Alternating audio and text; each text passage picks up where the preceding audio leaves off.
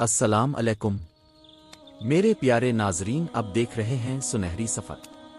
آج کی اس ویڈیو میں ہم بات کرنے جا رہے ہیں اللہ تعالیٰ کے ایک برگزیدہ نبی حضرت صالح علیہ السلام کے واقعے کے بارے میں۔ یہ قصہ قرآن مجید میں بھی کئی جگہ ذکر ہوا ہے اور یہ ہمیں صبر، ایمان اور حق پر ڈٹے رہنے کا بہترین پیغام دیتا ہے۔ تو آئیے چلتے ہیں اس سنہری داستان کی طرف۔ حضرت صالح علیہ السلام کی قوم کا نام سمود تھا۔ یہ لوگ حضرت نوح اور حضرت ہود کی قوم کے بعد پیدا ہوئے۔ سمود کے لوگ ایک بڑے علاقے میں رہتے تھے جسے آج مدائن صالح کہا جاتا ہے۔ یہ جگہ آج بھی موجود ہے اور سعودی عرب کے شمال میں پائی جاتی ہے۔ قوم سمود نہایت طاقتور، ذہین اور ماہر کاریگر تھی۔ وہ پہاڑوں کو کاٹ کر بڑے بڑے گھر اور محلات بنا لیتے تھے۔ ان کی عمارتیں مضبوط اور خوبصورت ہوتی تھیں۔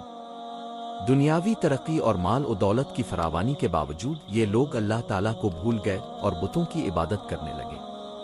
اللہ تعالیٰ نے اپنی رحمت سے ان لوگوں کی ہدایت کے لیے حضرت صالح علیہ السلام کو نبی بنا کر بھیجا۔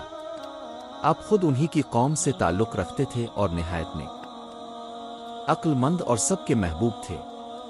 شروع میں قوم کے لوگ آپ کی نیک نامی اور تقوی کی وجہ سے آپ کی عزت کرتے تھے۔ آپ نے اپنی قوم کو دعوت دی کہ وہ اللہ کو اپنا خالق مانیں، اسی کی عبادت کریں اور شرک سے باز آ جائیں۔ آپ نے فرمایا، اے میری قوم، اللہ کی عبادت کرو، اس کے سوا تمہارا کوئی معبود نہیں ہے۔ وہی تمہیں پیدا کرنے والا اور روزی دینے والا ہے۔ قوم سمود نے حضرت صالح کی بات کو سننے کے بجائے ہنسنا شروع کر دیا۔ وہ کہتے، اے صالح، تم تو کل تک ہمارے درمیان ایک سمجھدار اور معزز شخص تھے، اب اچانک یہ نیا دین اور پیغام لے آئے ہو۔ کیا ہم اپنے باپ دادا کے طریقوں کو چھوڑ دیں؟ وہ لوگ دنیا کی لذتوں میں ڈوبے ہوئے تھے اور شرک کو چھوڑنے پر تیار نہ تھے۔ لیکن حضرت صالح نے صبر کے ساتھ دعوت کا سلسلہ جاری رکھا۔ جب قوم سمود نے حضرت صالح کی باتوں کو سننے سے انکار کیا تو انہوں نے ایک نشانی طلب کی۔ وہ کہنے لگے، اگر واقعی تم اللہ کے نبی ہو تو ہمیں کوئی بڑا معجزہ دکھاؤ تاکہ ہم یقین کر لیں۔ انہوں نے شرط رکھی کہ ایک بڑی اونٹنی پہاڑ سے نکل کر آئے۔ حضرت صالح نے دعا کی اور اللہ کے حکم سے اچانک ایک عظیم اونٹنی زندہ حالت میں پہاڑ سے برآمد ہوئی۔ یہ معجزہ دیکھ کر لوگ حیران رہ گئے۔ حضرت صالح نے فرمایا، یہ اللہ کی نشانی ہے، اسے تکلیف نہ دینا، یہ اللہ کے حکم سے آئی ہے۔ یہ ایک دن پانی پیے گی اور دوسرے دن تم لوگ اپنے جانوروں کو پانی پلاؤ گے اور اس کا حصہ تمہارے کھیتوں اور باغوں میں سے بھی ہوگا۔ اونٹنی کے معجزے کو دیکھ کر کچھ لوگ ایمان لے آئے، لیکن اکثر بڑے سردار اور دولت مند لوگ ضد پر اڑے رہے۔ وہ کہتے، یہ تو جادو ہے، یہ اونٹنی ہمارے لیے مصیبت ہے، نہ کھیتوں میں کچھ بچتا ہے اور نہ پانی۔ ایمان لانے والوں کی تعداد بہت کم تھی اور باقی لوگ حسد اور تکبر میں اندھے ہو گئے۔ کچھ سرداروں نے ایک خفیہ سازش کی اور طے کیا کہ وہ اس اونٹنی کو ختم کر دیں گے۔ انہوں نے ایک خبیث آدمی کو آگے کیا جس نے اونٹنی کو قتل کر ڈالا۔ یہ اللہ کی نشانی کی توہین تھی۔ حضرت صالح نے ان سے کہا، تم نے اللہ کی نشانی کو مار ڈالا ہے، اب تم پر اللہ کا عذاب نازل ہوگا۔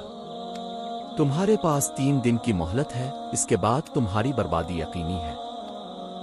قوم سمود نے حضرت صالح کی تنبیہ کو مذاق بنایا۔ وہ کہتے، اچھا، دیکھتے ہیں 3 دن بعد کیا ہوتا ہے۔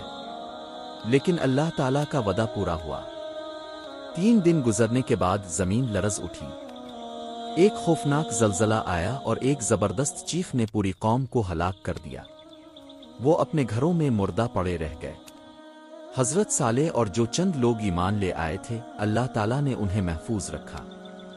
باقی پوری قوم اپنی نافرمانی اور ضد کی وجہ سے تباہ ہو گئی۔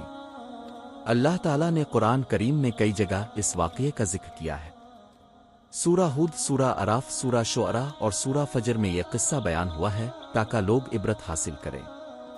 حضرت صالح اور قوم سمود کے واقعے سے ہمیں کئی اہم اسباق ملتے ہیں۔ اللہ تعالیٰ کی نافرمانی اور شرک ہمیشہ بربادی لاتا ہے۔ اللہ کی نشانیوں کا احترام کرنا لازمی ہے۔ تکبر اور ضد انسان کو تباہ کر دیتی ہے۔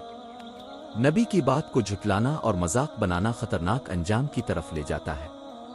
ایمان اور صبر کرنے والے ہمیشہ اللہ کی حفاظت میں رہتے ہیں۔ میرے پیارے ناظرین، یہ تھا حضرت صالح علیہ السلام اور قوم سمود کا واقعہ۔ امید ہے کہ آپ کو یہ سن کر ایمان میں تازگی محسوس ہوئی ہوگی۔ اگر آپ چاہتے ہیں کہ ہم مزید انبیاء کرام کے واقعات آپ کے لیے لائیں تو اس ویڈیو کو لائک اور شیئر ضرور کریں اور چینل کو سبسکرائب کر کے بیل آئیکن دبا دیں تاکہ آپ کو ہماری اگلی ویڈیو بر وقت مل سکے۔ اللہ تعالی ہمیں انبیاء کرام کی تعلیمات پر چلنے کی توفیق دے۔ آمین۔